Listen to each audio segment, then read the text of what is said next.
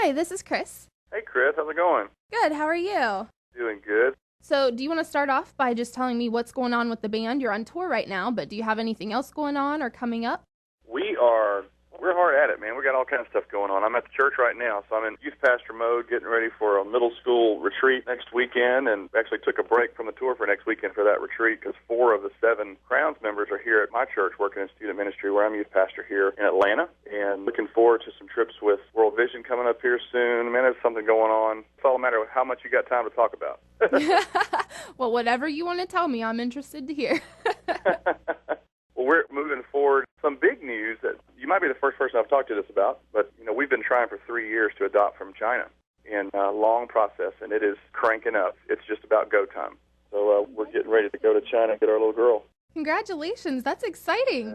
We are extremely excited. So we're making plans and moving the house around and getting all that stuff ready. So that's kind of the biggest thing in our world right now, I would say. How old is she? She's 2.5. She's beautiful, and she was found wrapped in a little red blanket in the hallway at a hospital. I just dropped her off, and she's about to be part of the Hall family. That's great. Yeah. Well, congratulations on that. That's really a blessing and quite exciting. Oh, it is. Such an amazing picture of God's love, that He picked us out, and just like we're doing, and it's really good. So pray for us on that. We're trying to make plans and figure out how and when we can get over. We're praying that we can go in May, so I can go, and the tour will be over. So it's going to be a crazy month or 2 here. Yeah. So, more about the tour. What are you enjoying about the tour with Cutlass and Caleb? Tour is going great. When you come into our concert, it's sort of like walking into church because you're going to see a 6-year-old, you're going to see a 26-year-old, you're going to see a 50-year-old all in the one room. And so the lyrics are all up on the screens for all the songs. It's really interactive. You're always a part of what's going on. You're going to hear the gospel extremely clear. You're going to hear encouragements to believers who are going through troubles. And, man, our music's just discipleship. That's the song. And all these songs start out as Bible studies and little things that we're pouring into teenagers and college students and the family here. So that's what we do when we get to concert. And we just do it like we do church.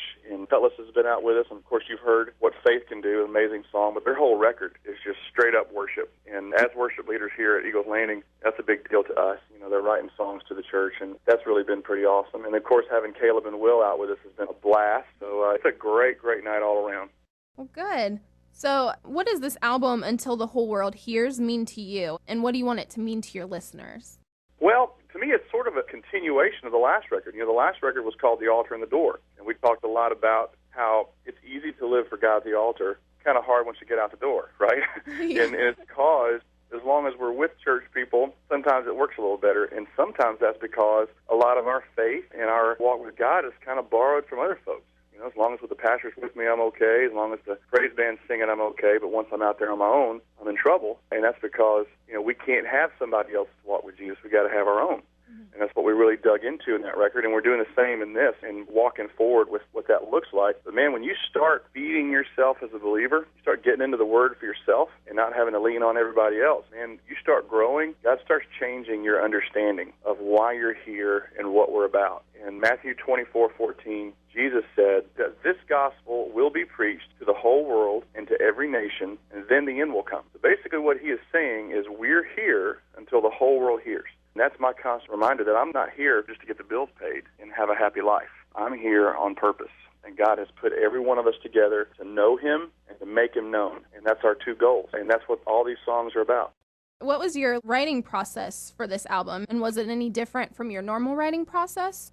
Well, the songs all usually start out as not songs, usually Bible studies, sermons, devotions, one-on-one discipleship time here in my office with teenagers and that kind of stuff, and they evolve into these songs. So really, you've just got discipleship set to music, and so that's how they all start. I've gotten to write musically with several people. Bernie Herms is a good close friend that I've gotten to write with, and Jason Ingram as well, and so that's been really fun working with people. I like that. And God just seems to make it happen at the end. I'm definitely not a Pez dispenser of songs, I'll tell you that. I talk to a lot of artists, and they're like, man, we got in the studio, we had 30 songs. I'm like, dude, I got 10 songs. I hope this is okay. But it's going all right. Good. So what's your favorite song on the album and why?